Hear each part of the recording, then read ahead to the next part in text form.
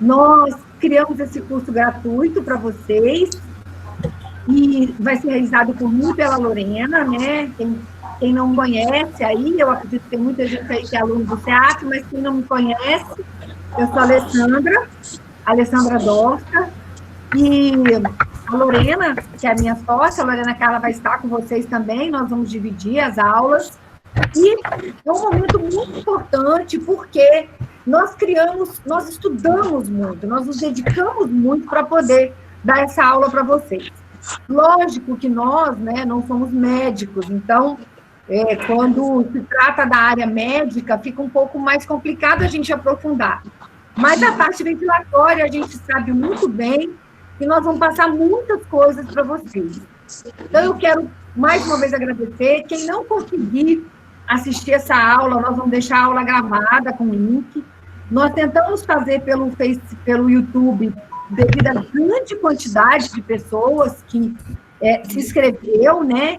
E que gostaria de participar. Então, infelizmente, a gente sabe que hoje não vai ser possível que todas as pessoas participem. Mas eu espero que todos depois possam assistir. Gostaria que vocês mantivessem sempre os microfones desligados, para a gente poder não ter ruído, e eu quero muito mesmo que vocês tenham muitas dúvidas. Eu e a Lorena estamos ligadas no WhatsApp, então vocês podem mandar as dúvidas aqui no chat, né? Eu vou com calma depois olhar e responder vocês com muita tranquilidade. E vamos, então, começar a discutir um assunto que mundialmente é desafiador, né? Nós estamos sendo colocados num ambiente completamente, como se diz, completamente novo, né? Não temos a menor noção de tudo que vem pela frente. Então, eu quero começar, a gente vai começar a projeção dos slides, e eu quero que depois, quem tiver dúvida, pode manda o WhatsApp, pode, né, do jeito que vocês quiserem, tá bom? Então, vamos lá, e eu espero que vocês gostem, eu fiz com carinho, para que todos saiam daqui com uma bagagem boa sobre como que nós vamos enfrentar esse maior desafio da nossa humanidade hoje, que é o Covid-19, ok? Então, vamos lá, eu vou começar aqui a apresentar para vocês. Vamos lá. Inteira. Aqui, onde é que eu ponho aqui? Compartilhar, né? Uhum. Você compartilhar. Clica. Aí vem compartilhar. Aí agora já tá compartilhando. Cadê minha aula? Essa daí. Agora você vai para sua aula.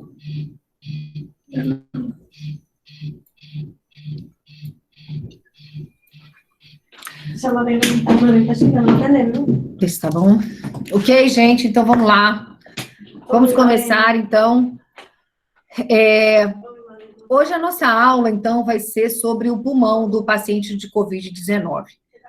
A grande dificuldade nossa é tentar buscar um pouquinho o que está sendo falado no mundo. Então, eu vou apresentar para vocês um pouco sobre quais são as características desse pulmão, tá? O que ele tem de diferente, ok? Então, olha só. Primeira coisa, para onde estamos indo? Né? Para onde que nós estamos indo nesse ambiente tão diferente, né? De tudo isso tão inovador que a gente tem vivido, né? E para onde que nós estamos indo? Na verdade, os conhecimentos, gente, eles estão mudando tanto que a cada 48 horas tem novas informações. Pensa que louco. Eu escutei uma médica esses dias falando que ela acredita que poucas pessoas hoje estão chegando em casa e não estão indo atrás de alguma coisa para estudar, porque tem coisa demais para a gente estudar. O que a gente ouvia lá no início, e tinha uma fibrose e tal, de repente a gente não está mais ouvindo. É um broncoespasmo, a gente não está mais ouvindo isso. A cada 48 horas, nós estamos descobrindo coisas novas. Então, eu tenho para passar para vocês o que nós temos até agora, né? O que está até agora. E eu vou passar para vocês, ok? Quando a gente fala, então, nesse contexto mundial, olha que desesperador, né? Nós temos mais de 1 milhão, quase 1,5 milhão de casos no mundo, com 82, quase 86 mil mortes. É um número muito, muito preocupante. E eu acho que o maior problema, né, nesse número absurdo de mortes é que, como ele é tão novo, a gente acaba não sabendo como abordar. O que fazer, né? Que estrutura que nós vamos ter nesse Covid? O que ele faz? E aí, tem muitas pessoas morrendo por conta de falta de conhecimento. Lógico que também tem muito, né, a falta de equipamentos, tudo que a gente está vivendo hoje, e a gente sabe que o contexto é muito grande, só que tem um outro detalhe, os profissionais, quantos profissionais estão na linha de frente e que não sabem mexer com a ventilação, né? Quantos? Então, o contexto mundial é esse.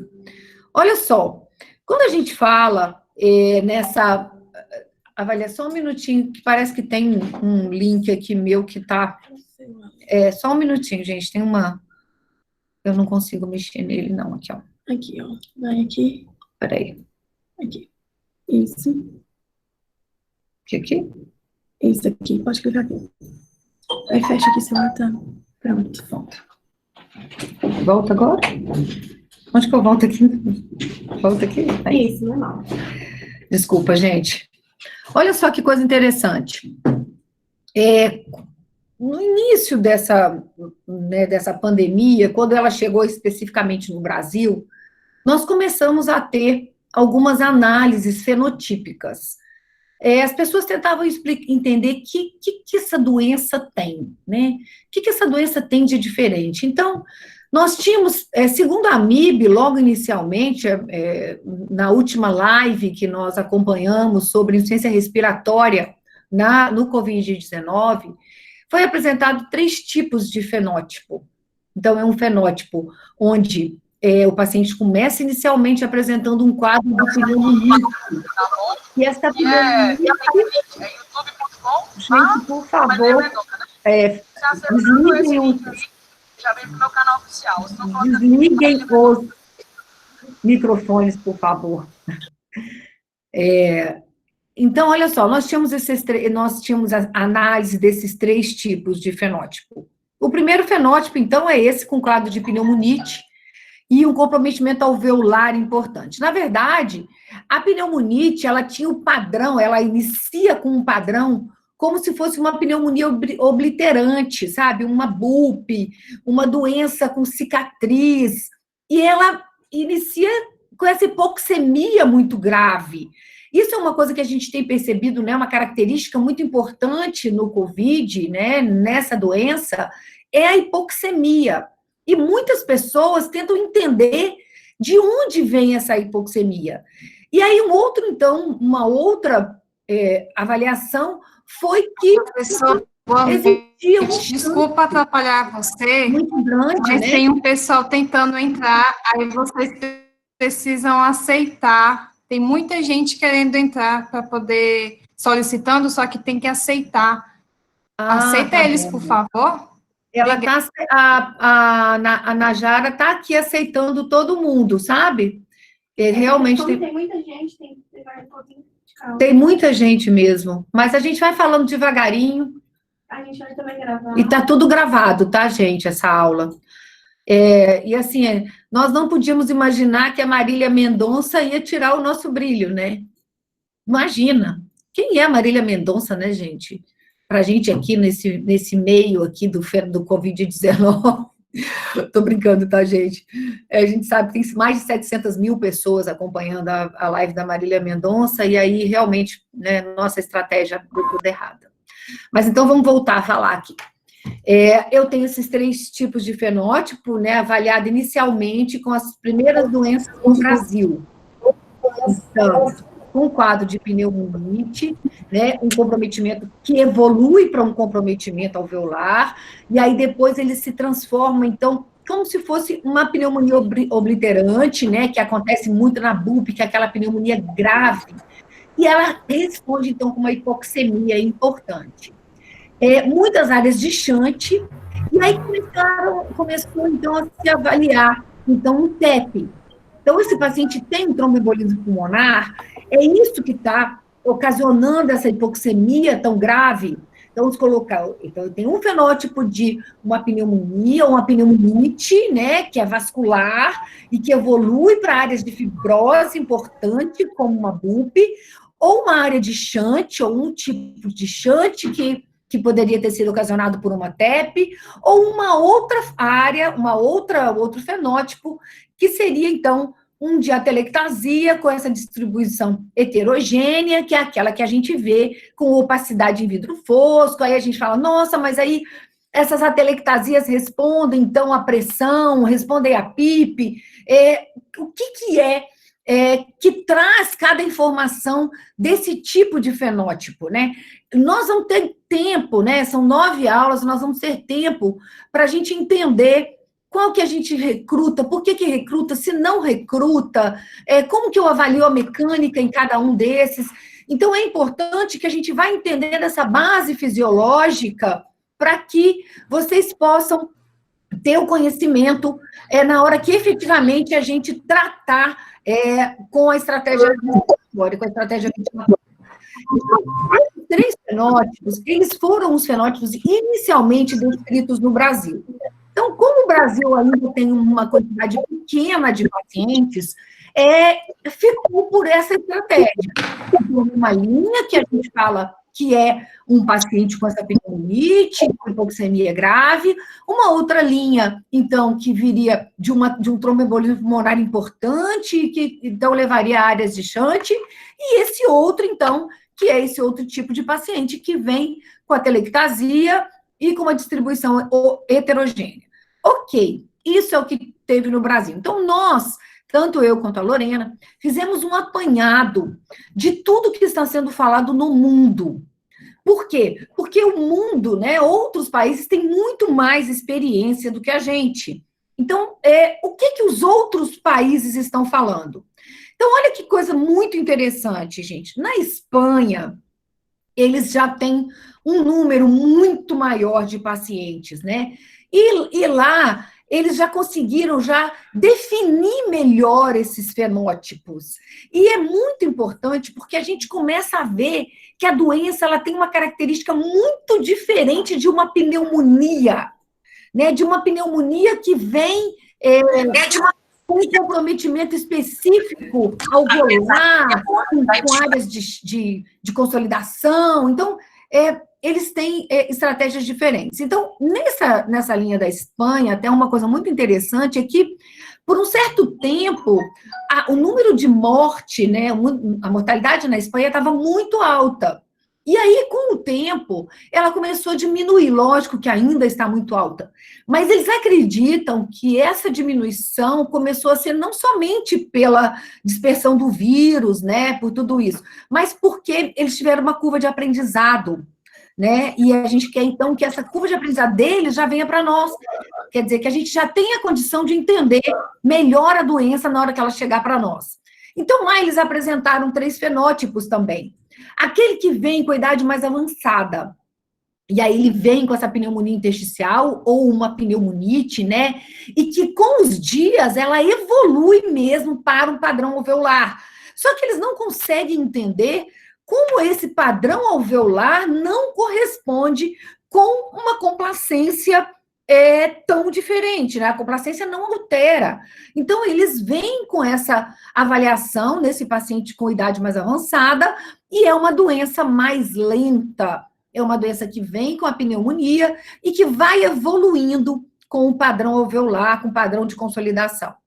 Já os pacientes entre 20, 30, 40 anos, eles têm uma coisa que eles chamam de síndrome hemofagocítica, que faz com que tenha uma tempestade inflamatória, chama tempestade fagocitária, ou seja, é um excesso de ativação autoimune. Isso faz com que tenha uma resposta como se fosse uma coagulação intravascular disseminada. E essa está sendo a linha mais importante do trabalho que o mundo está fazendo em relação ao conhecimento da doença. Por quê? Porque ela está fugindo daquele padrão de SARA que nós aprendemos a vida toda, né? Todo mundo ensina e recruta, e altas pressões, e de repente nós começamos a perceber que o padrão é diferente, que é um padrão inflamatório, mas que é muito mais autoimune por essa disseminação de tromboembolismos pequenos. E aí eles chamam, então, de esse excesso de ativação autoimune. E a clínica é totalmente dissociada da radiologia. Então, a gente olha um raio-x normal e um paciente com muita hipoxemia, que é bem característico do tromboembolismo pulmonar. Porém, muitas vezes, quando eles vão fazer o eco e avaliar outras particularidades do tromboembolismo pulmonar, eles perceberam que esses marcadores de tromboembolismo pulmonar não estão tão alterados. Então, de onde que vinha esse dímero tão aumentado, que é característico do tromboembolismo, né? Mas sem imagem, sem eco alterado, para bater o martelo de que era um tromboembolismo pulmonar.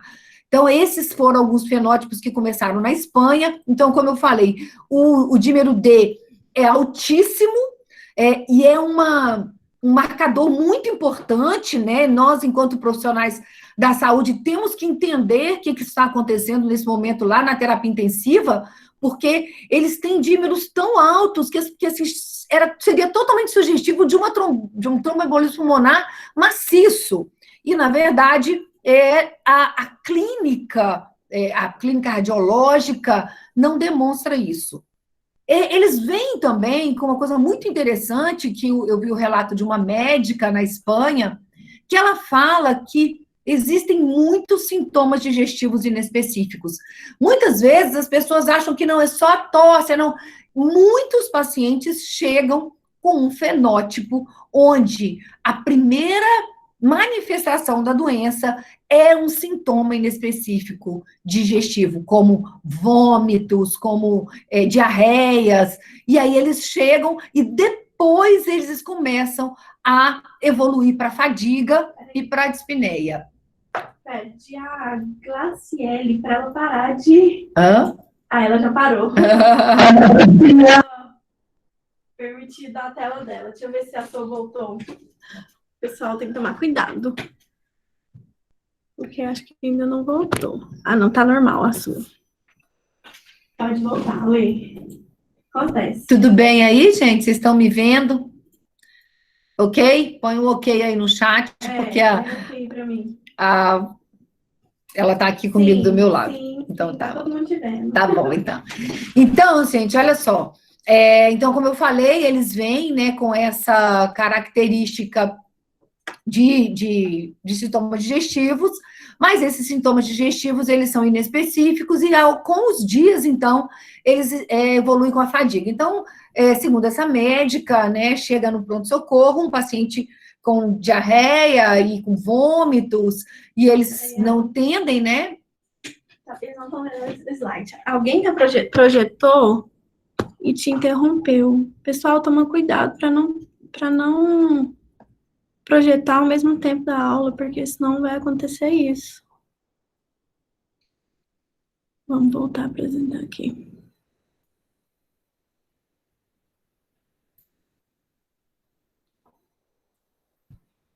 Acontece. Agora, ver se está todo mundo vendo. Voltou. Ok? Todo mundo vendo? Ok. Então, voltando ao que eu estava falando, ela fala que os pacientes chegam com sintomas, né, no pronto-socorro, com sintomas digestivos, com vômito, com diarreia, e aí tem alguém falando. Por favor,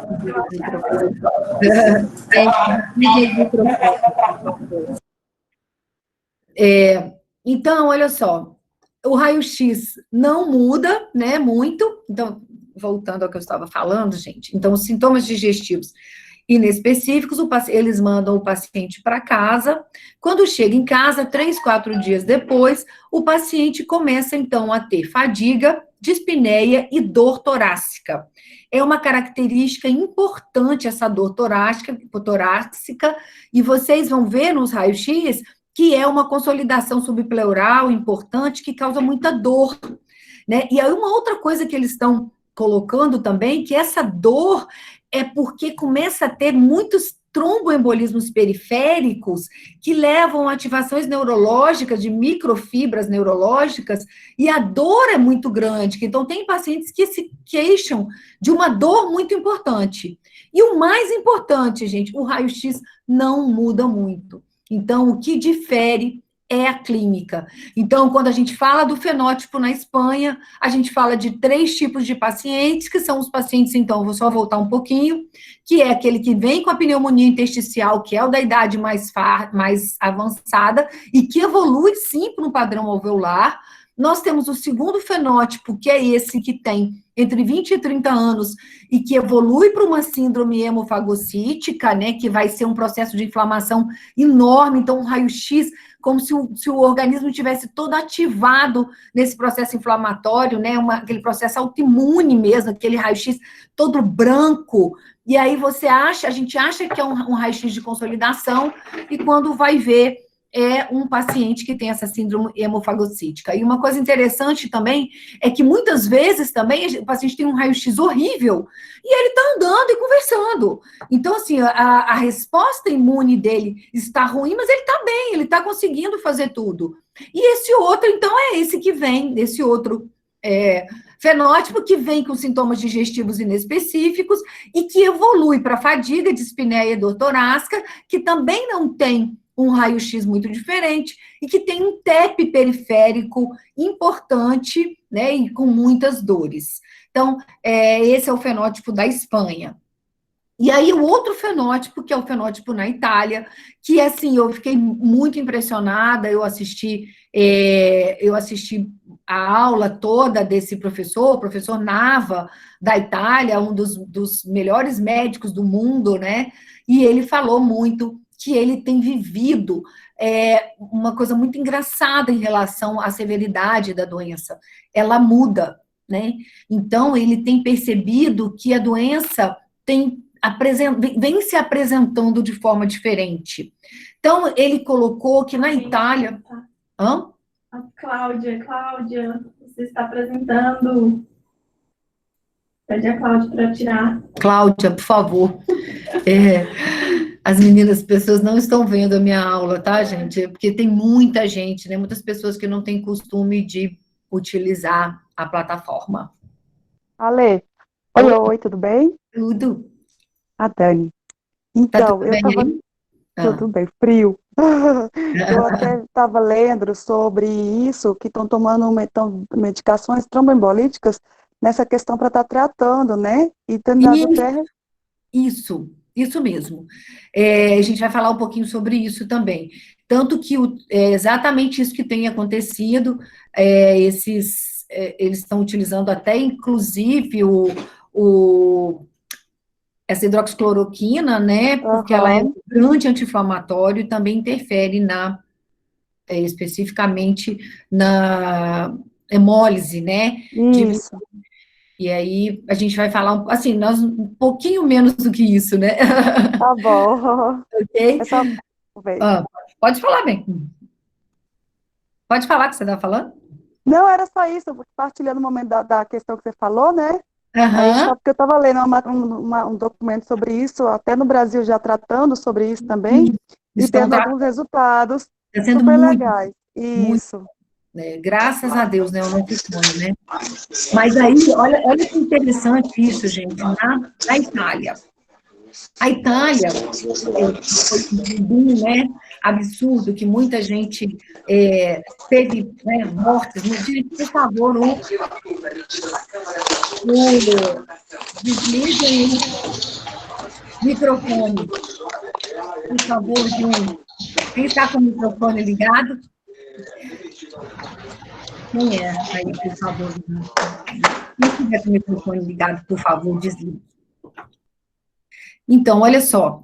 Uma coisa muito interessante que ele falou foi que, assim, que na Itália ele conseguiu ver fenótipos diferentes em locais diferentes. Então, no norte, vieram pessoas com uma doença muito mais agressiva, né? Mas só que ela era aquela que infectava 1 para 4. Então, tinha um paciente que dispersava o vírus para muitas pessoas. Então, ela era muito agressiva na forma de disseminar o vírus. Já na parte central, ela era menos severa. Então, ela era uma doença mais leve e infectava menos. Então, ele colocou nessas duas áreas da Itália, vindo pacientes de formas diferentes. E também tinha uma forma fenotípica que nos chama atenção. E nós, aqui no Brasil, não sabemos ainda se essa avaliação vai ser, esse fenótipo vai se reverberar aqui, né? Se vai ser do mesmo jeito, né? Então, olha só, no início da pandemia na Itália, tinham idosos com comorbidades, só que eles vinham com uma doença mais lenta. Olha que coisa interessante, parece muito com o que a gente está vivendo hoje, né? Então, eu tenho os pacientes que são esses que estão indo e que pioram 3, 4, 5 dias, e que eles mudam o perfil epidemiológico nesse período. Atualmente, a Itália convive com pacientes jovens, pacientes 30, 40 anos, até menos, não têm comorbidades. E uma coisa muito importante que ele colocou, e eu fiquei muito impressionada, é que são aqueles pacientes que, às vezes, estão ali lendo um jornal e tão bem, e, de repente, eles entram numa insuficiência respiratória muito importante e são entubados, em coisas de horas, 3, 4 horas. Então, eles têm uma piora epidemiológica sem controle. Ninguém conseguia entender, ou eles ainda não conseguem entender, por que dessa piora epidemiológica tão rápida, que é o que acontece no paciente jovem. Então, a grande diferença é que no idoso, ela é arrastada, né? E no jovem, não. Ela piora em horas. Então, isso me chamou muita atenção, e essa foi uma colocação do italiano. E aí, ele falou uma coisa muito interessante, que a gente não sabe como vai ser aqui no Brasil, mas como eles não tinham mais locais para atender os pacientes, então eles estratificaram por gravidade e colocaram pacientes em salas diferentes. E aí, só para ilustrar para vocês, eu achei muito legal, na sala verde, aquele paciente que vem com a saturação maior que 94, com uma frequência respiratória menor do que 20, então eles utilizavam esse marcador para a gravidade. Esse paciente vindo bem, saturando bem no ar ambiente, né, com essa frequência menor do que 20, então ele era direcionado ao domicílio.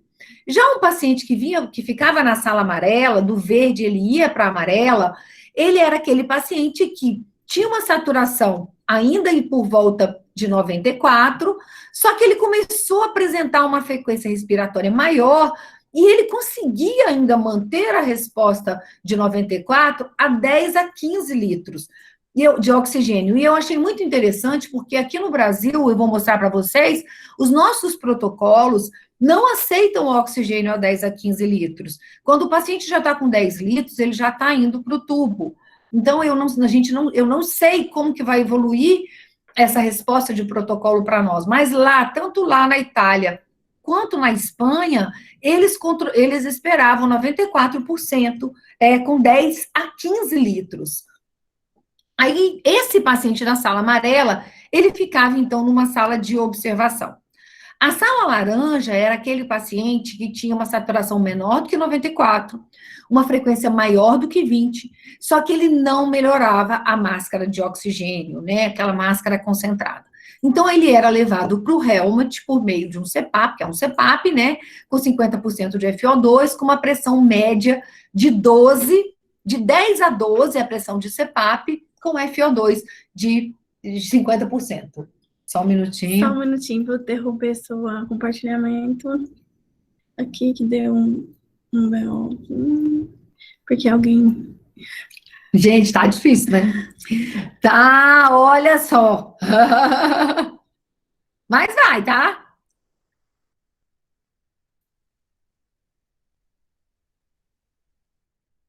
Isso aí, desliga os microfones, por favor. Então, olha só, vamos lá. Aqui, então, aí saiu da sala vermelha, da laranja e tal, e aí, ele então fica lá com o Helmut, com CPAP em 50%, e aí ele já está, então, numa semi-intensiva. Quando ele, então, piora, começa com uma saturação, né, de 94%, a frequência maior do que 20%, não responde ao Helmut, começa a apresentar estresse respiratório, aí com a PO2 menor do que 200, a relação PO2 e FO2 menor que 200, então ele era encaminhado para UTI. Então, essa foi a estratificação na Itália. Nós não temos esses modelos ainda aqui, né, não sabemos nem como que vai ser, porque nosso pico ainda não chegou, a gente espera que não chegue, né, mas essa foi a estratificação deles. Aí, em relação à doença, então, a gente tem os tipos clínicos, ou a clínica é essa, né, uma tosse improdutiva, na maioria das vezes, que o paciente tosse por alguns dias, bem associada a essa pneumonite, então é aquela tosse que dói, né, dói muito na hora que tosse, aquela tosse seca. Tem também aquele paciente que já tem uma tosse produtiva, mas ele tem uma capacidade respiratória boa para tirar a secreção, então ele tem menos dificuldade de entrar mais difícil ele entrar numa insuficiência respiratória, né? E quando ele já tem uma tosse produtiva com a fraqueza associada, que é o que acontece muito com os pacientes mais idosos, né? Que eles têm a tosse produtiva, mas eles não conseguem retirar a secreção. Então, esse tipo de paciente é o que realmente muitas vezes piora, não só por conta da doença, mas ele piora por conta das associações que ele vai ter com a dificuldade de retirar a secreção. Como eu falei, os sintomas digestivos, né, náuseas e vômitos, que muitos depois progridem com essa dispneia, que é a falta de ar, eles desenvolvem a fadiga, e a febre, que é persistente. Então, a febre é uma característica muito importante da clínica da doença. Então, eu peguei esse slide aqui hoje, ele nem está tão bom, peguei de um pessoal da USP, do HC da USP, né? E eu achei muito interessante, porque ela coloca aqui que febre, olha só, em até 39 de febre, até o 10º, né, o 7º dia, o 8º dia, nesses dias aqui, com essa febre tão alta, quando chega entre o 5º, o 6º e o 7º dia, eles começam, então, a ter uma dificuldade respiratória muito grande. E é aqui que começa a lesão alveolar, por conta de uma coisa que eles chamam de tempestade citoquímica, né, de imunossupressores, né, de interleucinas, e aí, então, começa o dano alveolar difuso nesses pacientes que ainda mantêm a febre, mas que nesse período aqui, ele então já começa a ter a lesão alveolar especificamente associada, né?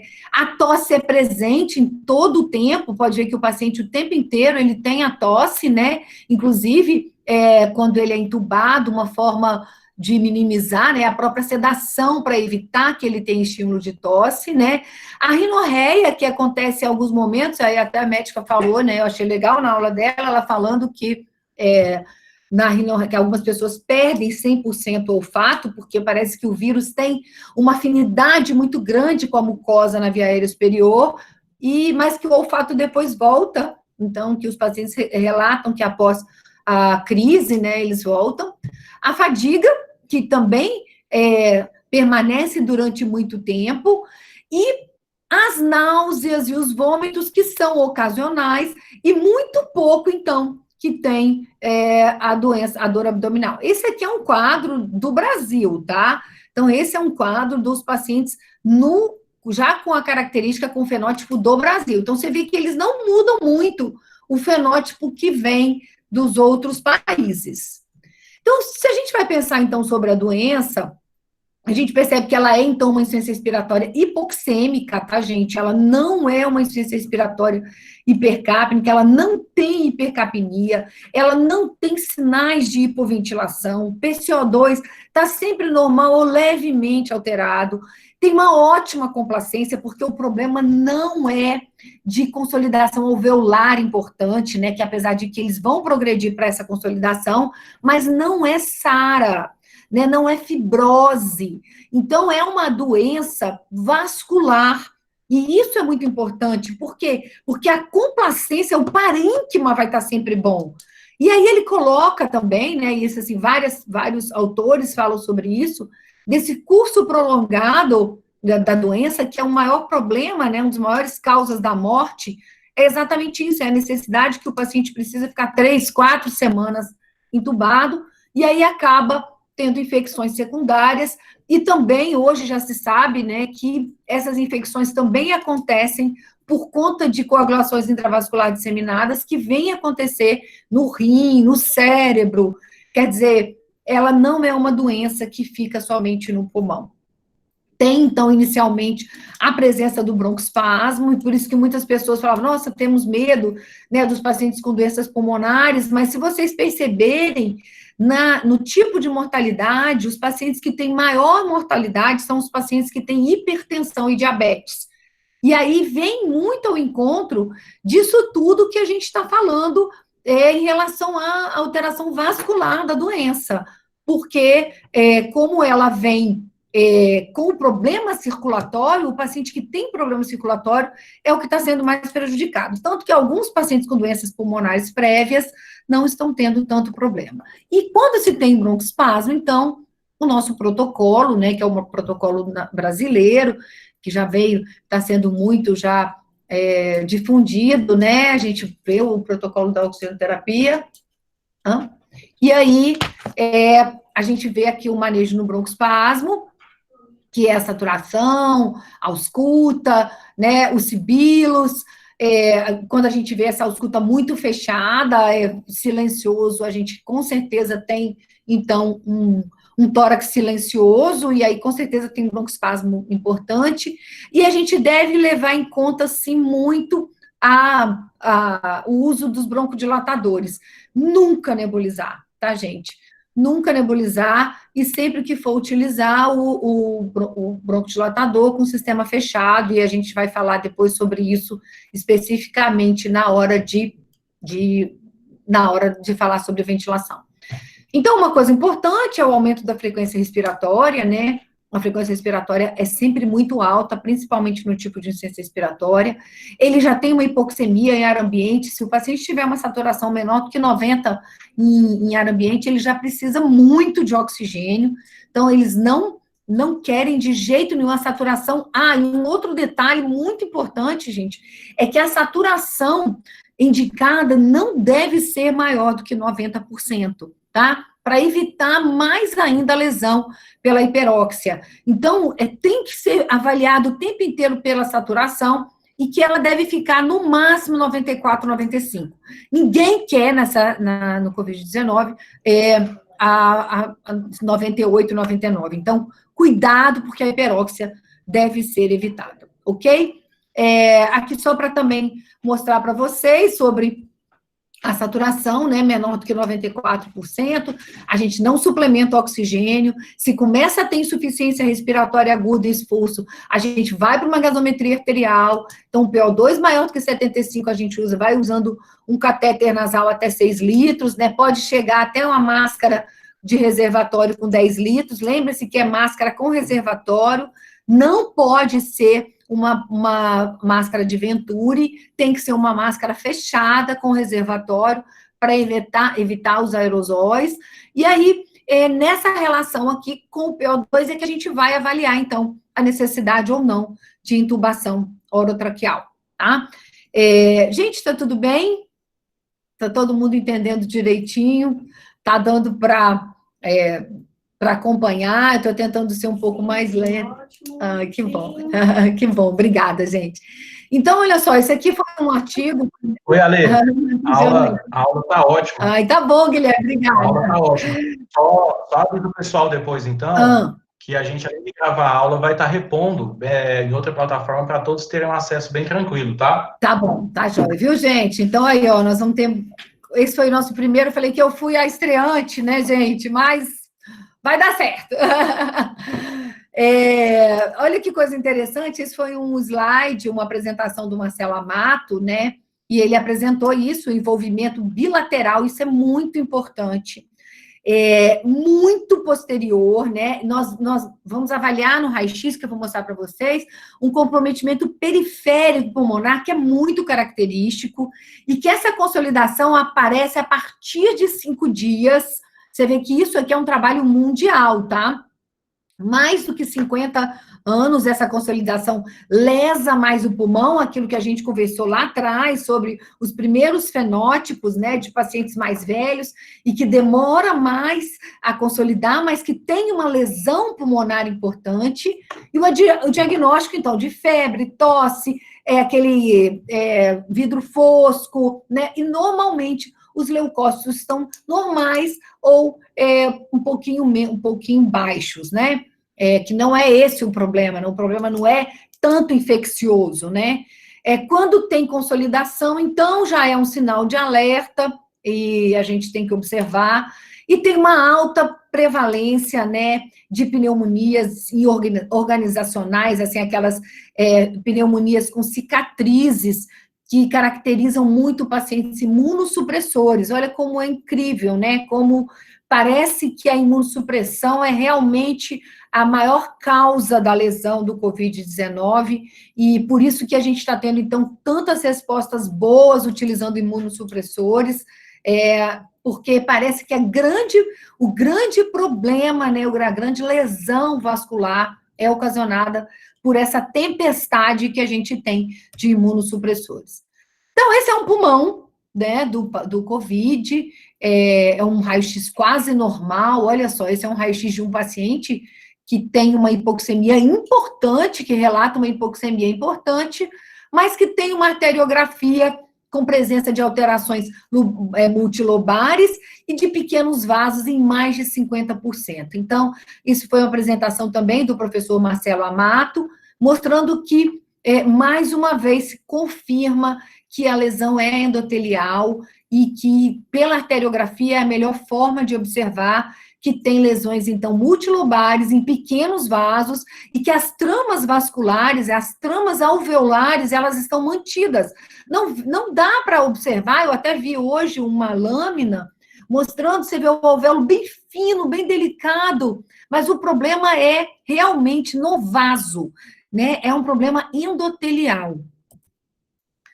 E aí, o severo distúrbio, então, da relação VQ e que não se correlaciona muito com a imagem. Olha que coisa engraçada, né? Esse aqui é um exemplo característico de uma tomografia com uma consolidação importante subpleural, dá para a gente ver exatamente aquela parte, essa parte que a gente avalia aqui, ó, é uma consolidação subpleural, eles chamam como se fosse uma cicatriz. Nesse caso, o paciente tem uma relação PO2 e FO2 de 95, e esse pulmão aqui totalmente consolidado, olha isso. Ele tem uma relação PO2 e FO2 de 84. Então, não é uma diferença tão significativa para pulmões com raio-x, com a imagem radiológica tão diferente, né? Então, a resposta do PO2 é muito mais pela própria circulação endotelial, né, o endotélio mesmo. Uma outra coisa importante é que tem esse infiltrado heterogêneo, né, então é uma trama, com aumento da trama interlobular, ele faz como se fosse locais circunscritos, tá vendo? Dá para ver direitinho a região bem circunscrita, como se fosse uma cicatriz. E ele tem essa característica aqui periférica, bem periférica mesmo, olha, o comprometimento vai ficando vidro fosco, você pode ver que a gente vê várias áreas de vidro fosco, e que ele inicia com a evolução dorsal, ela inicia dorsal, mas ela vai comprometer todo o pulmão. Então, essa evolução dessa imagem radiológica que a gente vê aqui, é como se fosse destruição alveolar, na verdade, são áreas de consolidação que vão evoluindo para toda a região do pulmão, de dorsal para a região anterior. Então, esse aqui, olha só como dá para perceber direitinho que ele vai ficando sempre com essa consolidação periférica, ó. É muito característico, tá, gente? O pulmão, o raio-x, ele é muito característico. Apesar de que muitas vezes, né, como eu falei, ele pode estar com esse raio-x aqui e tá super bem, então ele acaba não se correlacionando muito com a clínica. Mas um sinal muito importante que vários pacientes têm no raio-x é essa região triangular, em alguma parte que eles falam, então, que é uma consolidação subpleural ou uma cicatriz, que é um sinal mesmo característico da patologia do Covid-19, que tem sido observado em vários pacientes, né, desde o raio-x, tanto no raio-x quanto na própria tomografia. E a consolidação vai piorando, olha isso, né? Então, é um pulmão que vai efetivamente mudando o padrão de consolidação, e aí essa piora da consolidação vai marcando especificamente, então, a gravidade da doença, e em pacientes idosos, mais uma vez, em 4 a 5 dias, é que isso aqui começa a acontecer, e aí é o momento que, infelizmente, é preciso ir para ventilação mecânica invasiva, e aí as estratégias mudam. Gente, olha só, nós já temos 40 minutos de aula, a aula acabou demorando um pouquinho mais para começar, eu gostaria de propor para vocês que a gente continue essa segunda parte, onde eu vou começar a falar sobre posição prona e colapso gravitacional, associado à mecânica respiratória.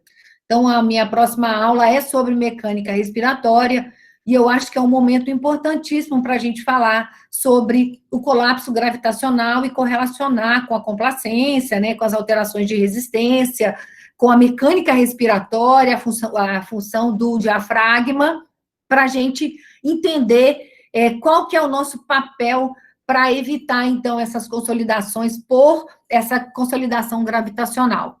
Então, eu quero falar para vocês, não gosto de fazer isso, mas eu acho que é melhor a gente dar esse tempinho aqui na aula, né, para que vocês não cansem também, e na segunda-feira é a aula comigo, se Deus quiser, nós vamos ter uma plataforma muito melhor, que vai permitir que todas as pessoas efetivamente possam participar, porque essa é uma plataforma limitada, né, nós tivemos muitos inscritos mesmo, por isso que nós optamos pela plataforma do YouTube, e a gente vai procurar saber também, né, se a Marília Mendonça ou não tem algum sertanejo por aí fazendo uma coisa bem legal, né, para não dar um bug aqui na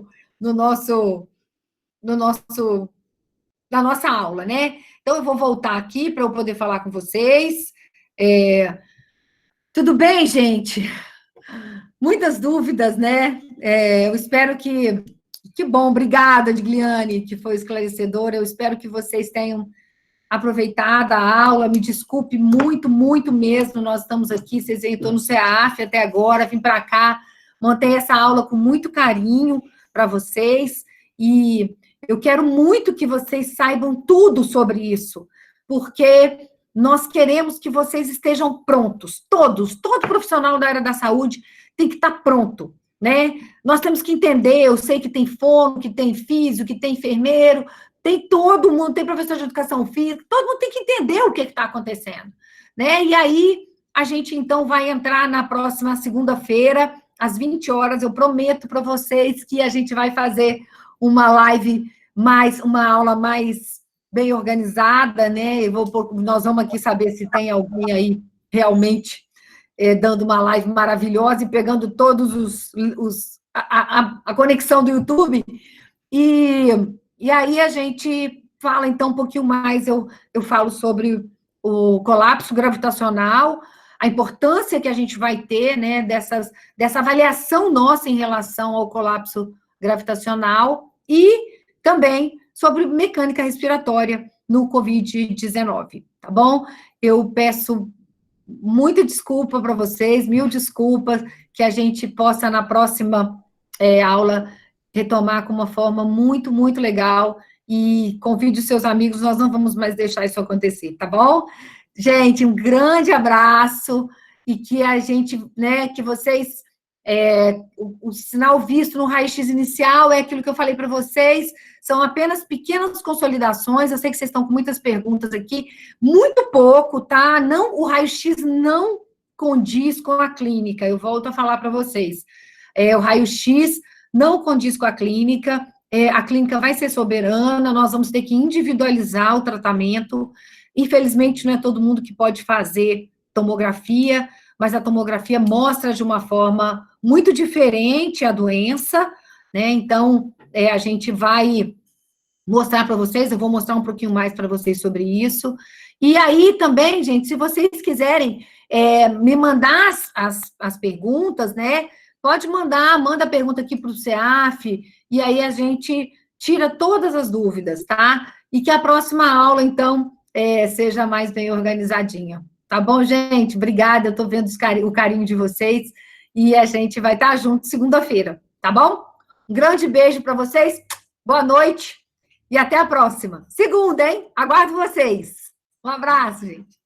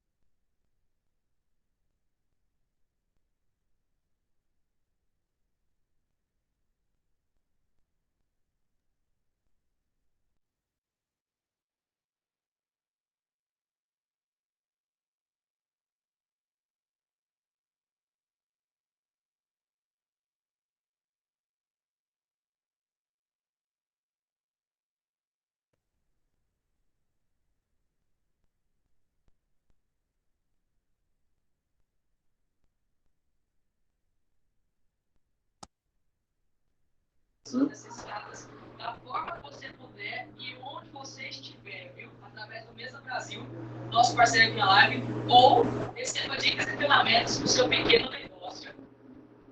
Porque nós vamos vencer juntos, viu? Não deixe de ajudar, esse é um momento importantíssimo. Eu preciso